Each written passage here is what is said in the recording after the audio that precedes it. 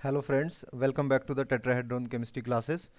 So guys, in today's class I am going to take a new topic and a very simple topic it is, right? And sometimes you may get two marker question in your CSIR net, and sometimes you may also get the four marker question from this particular topic, and also in the your gate examination as well as CSIR net examination. You may generally say you can find question from this particular topic, and the name of the topic is fluorine NMR. Okay, so today I'll discuss with you fluorine NMR, right? And this is the active isotope. In fact, it is the only naturally occurring isotope of the fluorine, right? So if you see here, F19 NMR spectroscopy.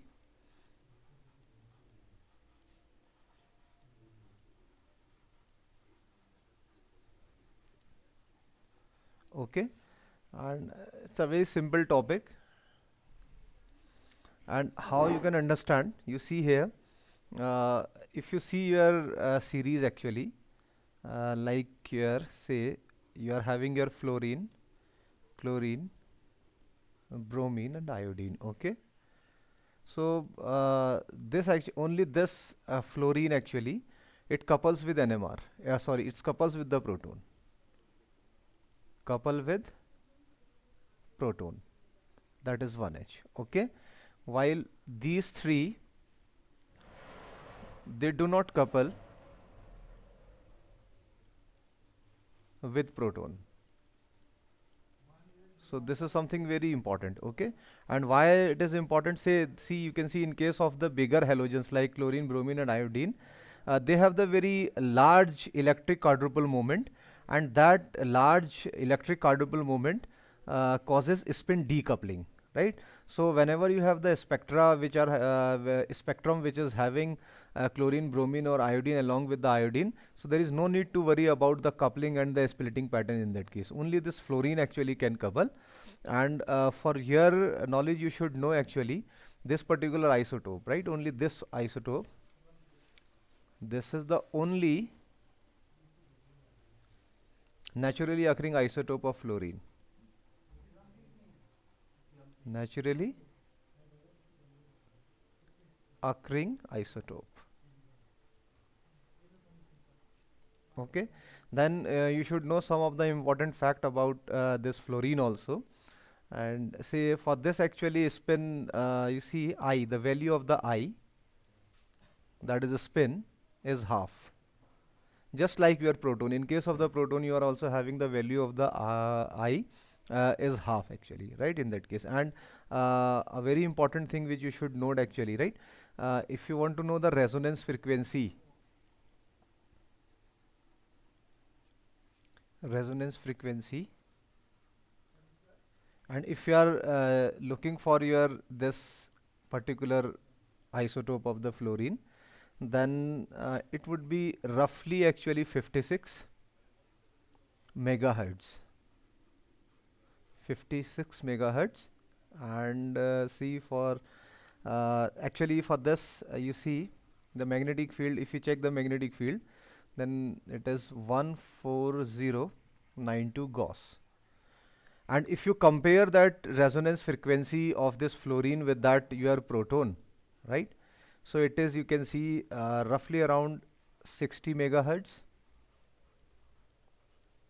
at the same magnetic field. So what it means actually, right, it simply means that whenever you have the proton NMR spectrometer, so I am writing PMR spectrophotometer, spectrophotometer, or say the proton NMR spectrometer. So this proton NMR spectrometer can be very conveniently used to record that fluorine NMR spectrum with only slight modification. This is the advantage, that because both in the same magnetic field they are having the roughly same kind of the resonance frequency, and it is very very important. And now you can say why we are actually interested in this fluorine NMR or F19 NMR. So you can check the sensitivity also. So I am writing sensitivity. Okay, So this your isotope of the fluorine is roughly 83% sensitive, 83% sensitive to that of proton, to that of proton. This is something very, very important. So these are the important thing which you should know when you are doing your fluorine NMR spectrometer. But another important point you should know, actually you see the scale, the F19 NMR scale. Okay, you see this scale is very high, somewhere around say 200 ppm. It is 200 up to range, up to this range 200 pm. That means the scale would be very, very high. So generally if you are looking for the proton NMR spectrum and you are expecting the coupling of those protons with the fluorine, then it would be difficult for you to find that fluorine signal in your proton NMR spectrum, because you know when you look for your this range actually, right, for proton NMR, you see the scale is what? It is roughly 0 to 12 ppm. Okay, so in this range you cannot find that this your fluorine signal you cannot find there. Okay, so these are the some of the important thing which are of importance actually. And after that you see, say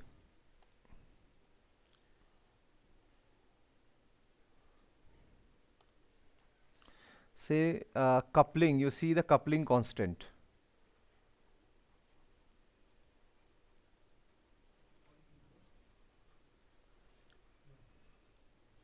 Coupling constant value, and here I can write the type of the hydrogen, or sorry, types of the signal, right? Or sorry, types of the hydrogen and the fluorine, how they actually couple. So you can see here, uh, whenever you see the value of the coupling constant, right, it would be, say for example, you are having this kind of proton, carbon, hydrogen is connected with this one, and fluorine is B. So they are the geminal one. Hydrogen and fluorine, they are connected to the same carbon. That means they are the geminal carbon. And when this happens, actually in that case, when the coupling would happen, so coupling constant, you can also write JAB for this one. What is the meaning of the JAB? That means nuclei A is nuclei A is having the coupling with the nuclei B. So this geminal coupling is having the very high coupling constant, which is of order 45 to 81. However, there is no need to mug out all these things, but you should know, you should have a little idea about that. Say for example, you are having say this trans substituted fluorine, say this is fluorine B and hydrogen here. So that means it is the trans coupling in that case, and in that case the value of the JAB would be slightly low, that is in the order of the 12 to 40. And after that see, you can say if you have this kind of structure, carbon, and here your hydrogen is connected, and here in that case your fluorine is connected, so I can write FB, and two of the other nuclei are there. So in that case the coupling constant again falls, and that goes up to 3 to 25 ppm. Okay, and now further you can see, say you are having your aromatic system. For example, say you are having this sorry, I should draw here actually. Okay, so here you can see, and this is the hydrogen, and fluorine is also there. Okay, so in that case you can see, you may have the three different positions. You may have your ortho coupling, you may have your meta coupling, you may also have the para coupling.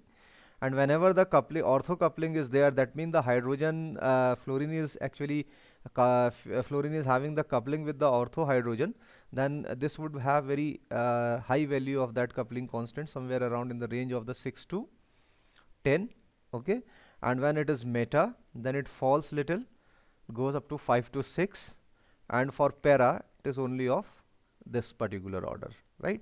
So this is how you can actually check the different kinds of the coupling constant, and sometimes they become very important for solving certain kind of the problem. And see, long range coupling may also be observed in some cases. So what are those long range couplings? Say for example, I'm having my carbon here, and here you can see my hydrogen is connected, that is Ha, and another carbon with different substituents here, and say, and at this particular position you are having the fluorine. So this coupling can also occur between your Ha and Fb, and in that case the value of the coupling constant would be slightly low, from 0 to 4, okay. And then say you are having, say, next thing, say you are having this CH3 C double bond O CH2F, okay, say you are having this one. So this is the carbonyl compound having the fluorine substitution. Basically it's a fluoroacetone. So you can call it, you can call, say this is alpha, this is beta, and this is gamma. Now important thing is that this alpha can also couple, this coupling can occur between alpha and gamma, and coupling can also occur between beta and gamma, right? So this coupling may also be observed. So what is the magnitude actually? So when alpha coupled with the gamma, it simply means that these methyl hydrogen when coupled with the fluorine, okay, so the value would be slightly small in that case, and value would be 4, that coupling constant value. But when the two neighboring nuclei are coupling, that means beta is coupling with the gamma or vice versa. In that case, say beta and gamma, then it would have very high value, somewhere around 48. So this is a little idea about your this range of your coupling constant. But however, it is not necessary to mug out all these things. Okay. Now we'll focus on very important aspect in that case. For example, you have been given this particular compound. I can write here.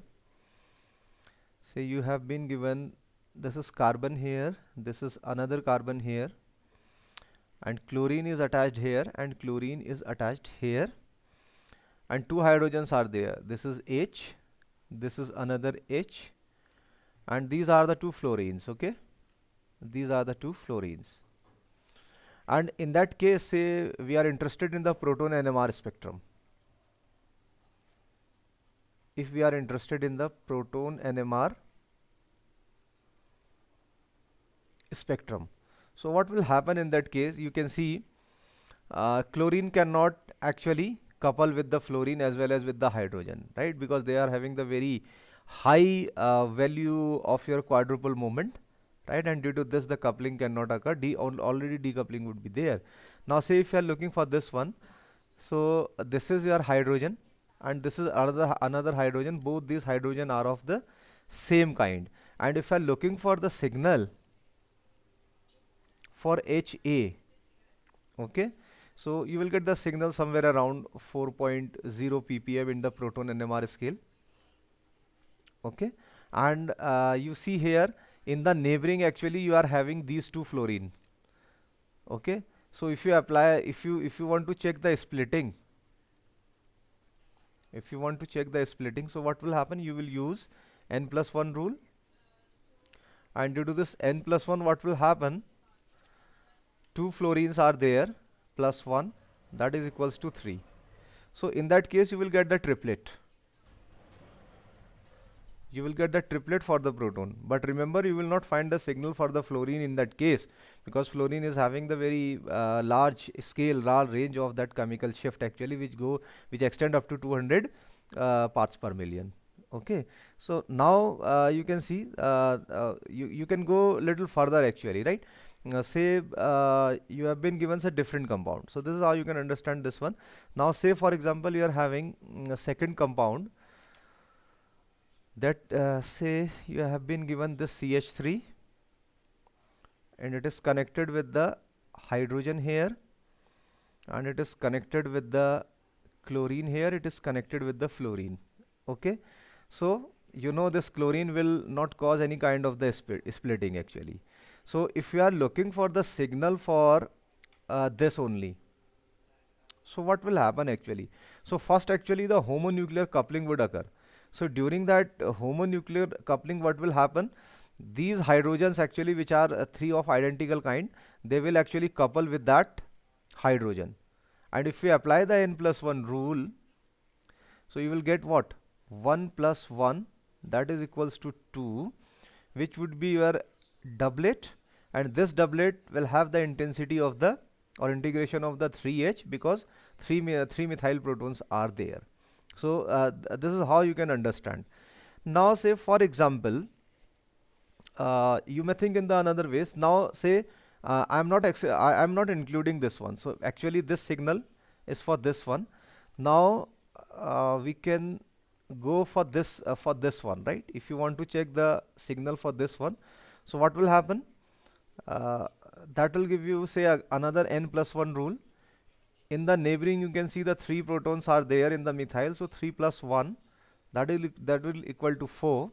That means it will give you the quartet, and that quartet will have the integration of 1. That means 1 proton quartet you will get in case of this CH, that is methane, and you will get 3 proton doublet in case of this CH3, right? This is the case when you are only observing your proton coupling.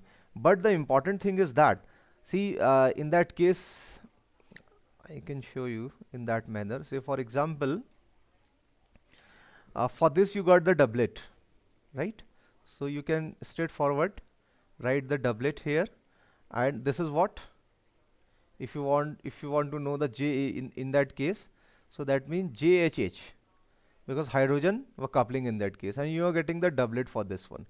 Now you can see here, this doublet actually, whatever the doublet will produce, it will couple with the fluorine also. The doublet which is produced here, it will couple with the fluorine, and that fluorine actually again you can use the n plus 1 rule. Okay, so that is 1 plus 1, that will give you the 2. It's a doublet. That means this doublet will again split into the 2 doublets. So you will get this kind of the pattern. Sorry.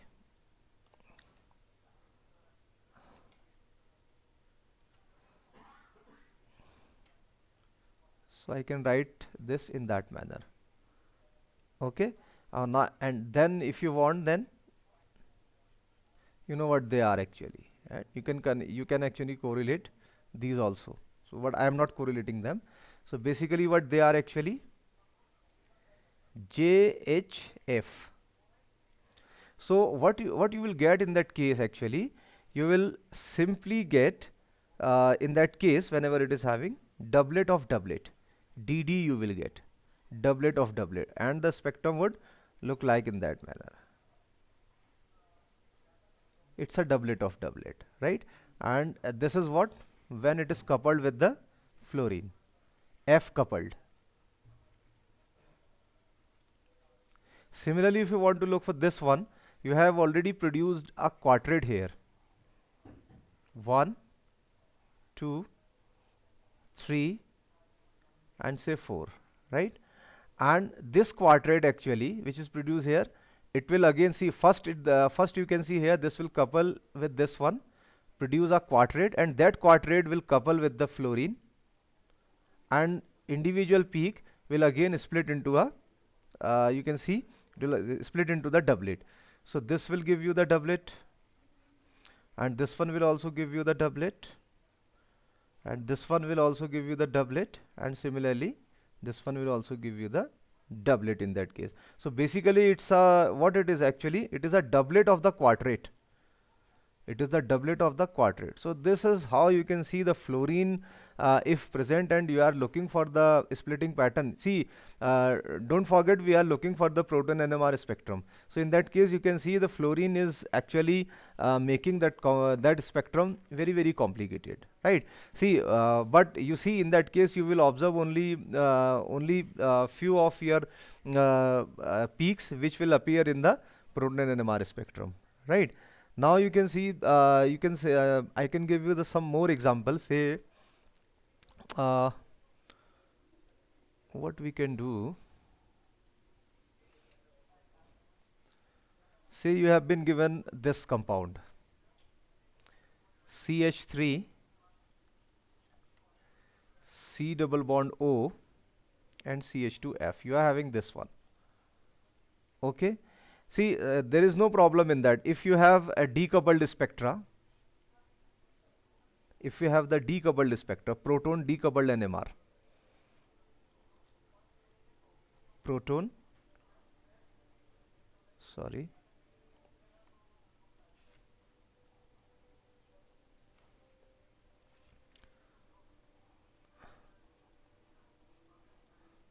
this is proton decoupled NMR if you are looking for this one.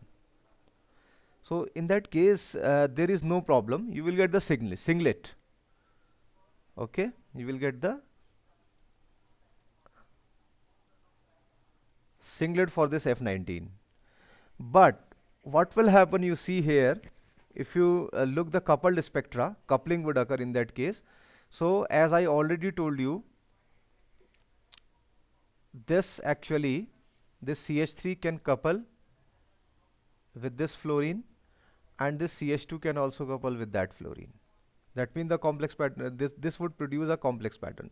So what will happen, you see, if you are looking the coupled spectra, so this fluorine will couple, this CH3 will couple with that fluorine and it will give you the doublet.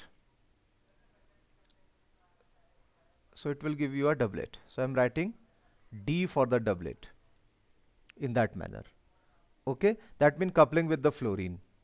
Of course, then again you can see this CH2, I can change the color. These hydrogens can also couple with this fluorine. So it will also produce a doublet. Okay, but definitely they have actually the different values.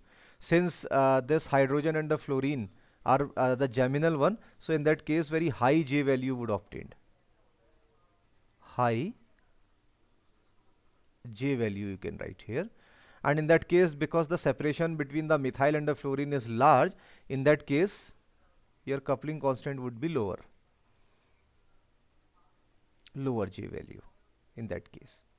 Okay, so this is how you can understand. But if you are looking for, if you are looking for this particular spectrum, say for example you are looking for this CH2, right? Say I'm what I can do, I can write it again. Say CH3 C double bond O and CH2 you are having with the fluorine. Okay, so what will happen in that case, right? That fluorine, I'm talking about your fluorine spectrum. So I'm looking for your 19F NMR. Earlier I have explained proton NMR spectrum. This is 19F NMR. So in that case, what will happen? This fluorine will couple with this one, and if you apply the n+1 rule here in that case, that will give you 2 plus 1, that is 3, and 3 means you are getting the triplet. Okay, then you can straightforward draw a triplet here. This is the triplet. Okay, and of course this would be your JHF. And if you want, then you can write gem also. It's a geminal coupling. But what can happen? This triplet actually will further couple with that CH3. So if you again for this you can apply the n+1 rule. However, it is not very good. So 3 plus 1, that is equals to 4, which is the quadrate. So each single peak in a triplet will convert into a quadrate. So it will look like in that fashion: quartate, again a quartate, and then you can see again a quartate. So the pattern would be just like that if you want to draw, right?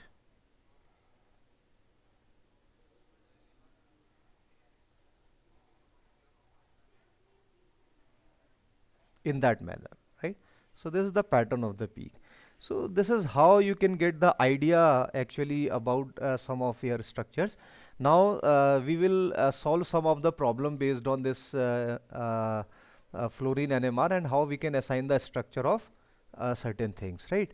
So this is something very important to understand. Okay, so how we can do that, you can see here. So for example, you are having this complex, and that complex say WF6, and you are having the certain ligand over there. So how would you decide actually? Say if you check the fluorine NMR, 19F NMR for this particular compound.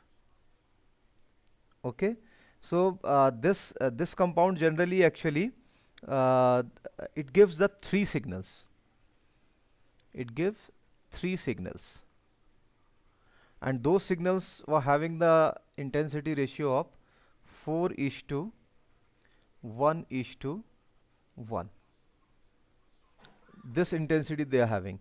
What it suggests that, what it suggests that, suggestion is just like that, that the structure of this one is octahedral, tungsten in the center, and your four fluorines are attached here in that manner, and say one fluorine is here, and this is the ligand L which is connected here, right? And you see this complex is having the positive charge, and you are having the F negative over there. Okay, so if you see here uh, how you can assign the peaks for this one. So it's quite easy now. You see these are the four fluorines: 1, 2, 3, 4. So you'll get the signal intensity for this one, 4. And this is your fifth one. So I can mark this with different color. This is one signal, okay?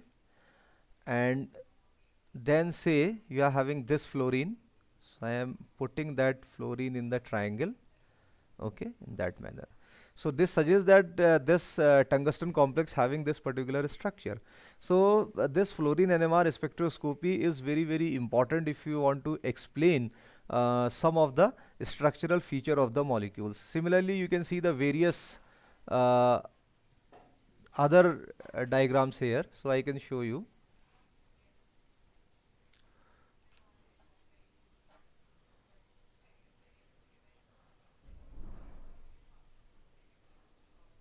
Say for example, you are having this molecule, okay, SOF4. So fluorine NMR spectrum is quite useful in predicting the structure, because your 19F NMR, if you do, it will produce only one signal. Only one signal. So if it is producing only one signal, what it means? All the fluorines, all the four fluorines are of the same kind. So you can put all the fluorines in that manner. F, F, F and F. Okay. And then you can put oxygen over there. So all these fluorines actually are of the same kind. That's why they are giving only one signal. I'm not going into the splitting pattern of all these things, right? Say you are having your second problem. Say you are having this, your HF2 negative. HF2 negative. What would be its structure? Actually, it will also produce one signal in the fluorine NMR spectrum. One signal in F19 spectrum. Okay, so what it means actually, you can put your hydrogen in the center and put one fluorine here and another fluorine here. Sorry. So you can write one fluorine here. Okay. So positive you can put over there, negative over there. It simply means it's a linear structure. It's a linear structure. So in this way you can solve the variety of the problems based on the fluorine NMR spectrum. Now I'll quickly show you some more examples in that case. For example, say you are having this compound, that is, say you are having ClF3. What would be its structure? So however, in Vesper theory you have already learned lot about this particular structure, but if you see the structure of this one and the fluorine NMR spectrum, how they are actually correlating. So what you can do, say in the center you are having the chlorine, and you have learnt about all these things, how the positions would actually would be occupied by the different atoms. So 3 fluorines are present here. Okay, and a 2 lone pair in that manner. These things I have already explained in my Vesper theory and Bend's rule actually, right? So in Bend's rule I have explained all these things, and if you connect all of them, so you can simply mark your types of the hydrogen, so types of the fluorine. Say this is type A and type A. Why? Because you can see you can pass a symmetry plane from here. Through this you can pass a symmetry plane through here, that is sigma plane. If sigma plane is there, that means these two fluorines are of the same kind and it is a type B. So what basically you will have two signal in that case. So first you can see here they say for type A, that means for Fa, right, which correspond to the doublet of 2 fluorine. Okay, and if you go for Fb, that equatorial one, for axial one this one, and for equatorial that is Fb, so again it will give you a triplet, and that triplet would correspond to the 1F. So how this doublet and triplet you can get? You can simply apply the n+1 rule. If you are looking for the signal for this one, n+1 you can apply. You know, in the neighbor you are having 2 fluorine. This is fluorine number 1, this is fluorine number 2, and that will give you the 2 plus 1, that is equals to 3. That is the triplet. That means for Fb you will get a triplet here. Okay, so I can mark this triplet as such. And say if you are looking for the Fa, right? So if you are looking for the Fa, so in the neighbor you are having only Fb, this is single one. If you apply the n+1, that is 1 plus 1 equals to 2, you get a doublet here, and see you are getting the doublet here. So this is how you can solve the variety of the problems with this structural problem with your fluorine NMR spectrum. Now very quickly you'll see one or two problems also.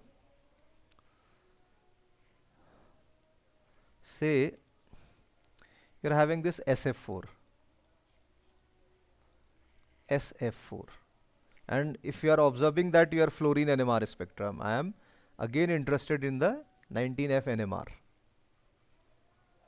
So what you will have actually in that case, so the structure is quite simple in that case. Again you can see, place the sulfur in the center, put the 2 fluorines in the axial positions, and put the 2 fluorines in the equatorial position, and this molecule will of course have a lone pair according to the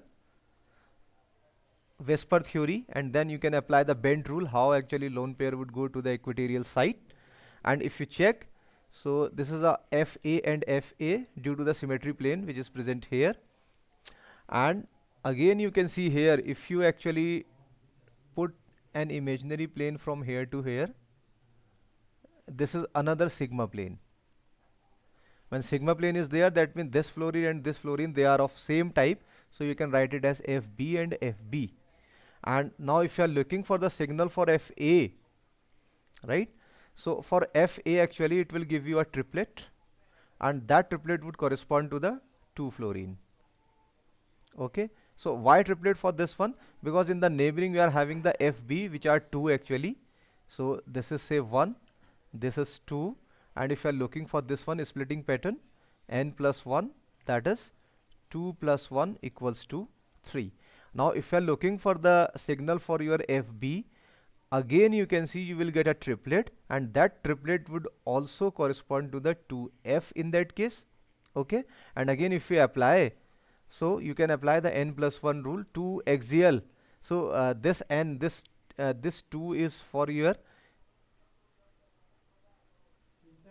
equatorial f, and for see, if you do for this one, 2 plus 1 equals to 3, these 2 is for axial protons.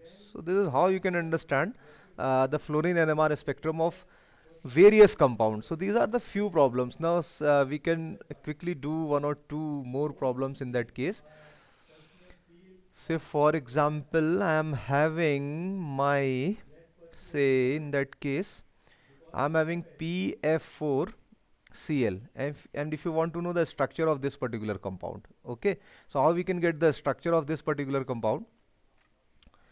What actually fluorine NMR suggest about this?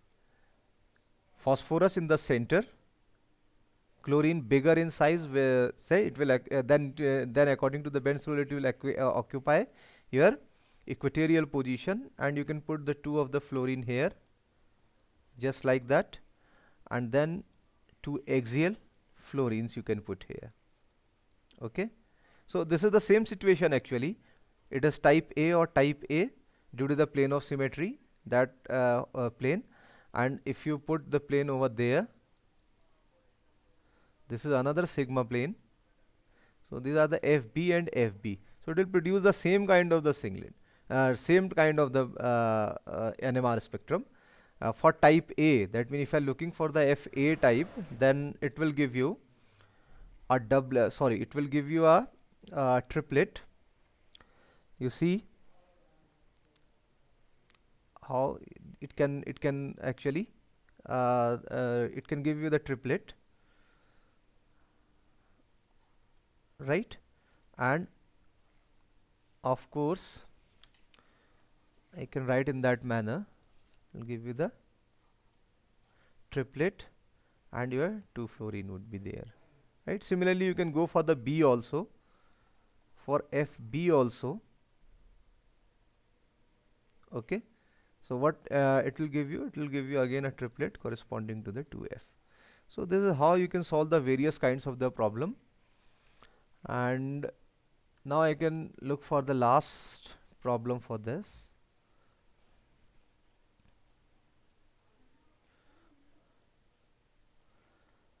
Say you are having this complex, right? Say you are having your iridium with 3 fluorines here, and this complex, right? This you have given.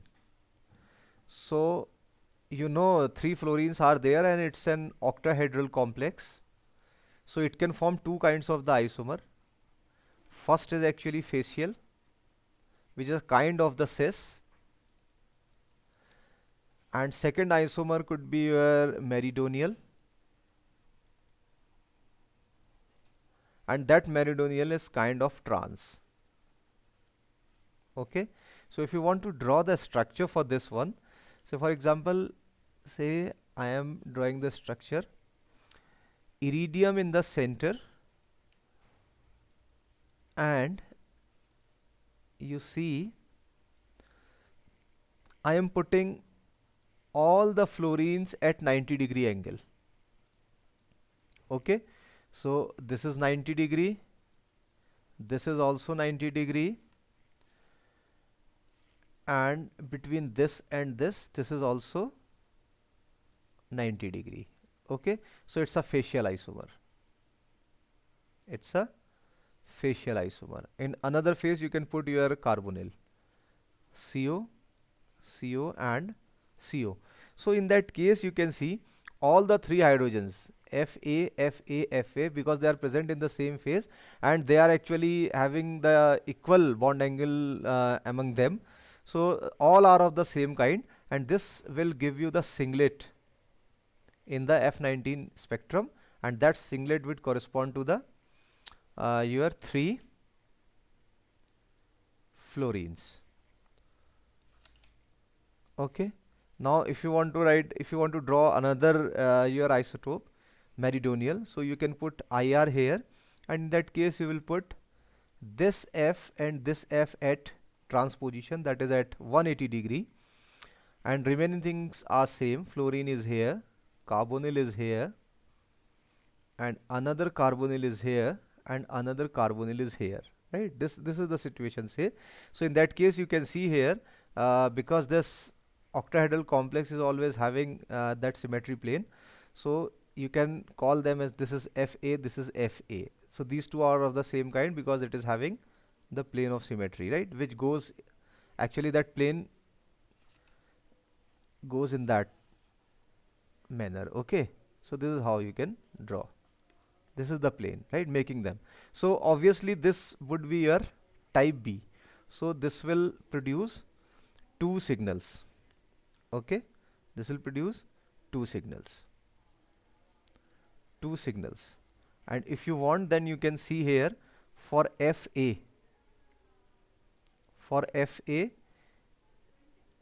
you will get a doublet corresponding to this one. Why doublet? You see, for Fa you are having this Fb, and if you apply the n+1 rule, so this will give you 1 plus 1, that will give you 2, so that's why we are getting the doublet for this one. And if you are calculating for the Fb, right, so it will give you the triplet. Okay, and that triplet would correspond to the one fluorine only. And you know how the triplet we get? So this is again 2 plus 1 equals to 3, and that 2 is for actually FAs, 2 FAs. So this is how your fluorine NMR spectroscopy is useful in predicting the certain kind of the structures, and you may have question in your IIT JAM and your GATE and NET examination from this particular topic, right? So that's it for today, guys. If you're new here, watching the video for the first time, kindly subscribe the tetrahedron chemistry classes, and do not forget to like the video, and also share with your friends. Okay, thank you very much.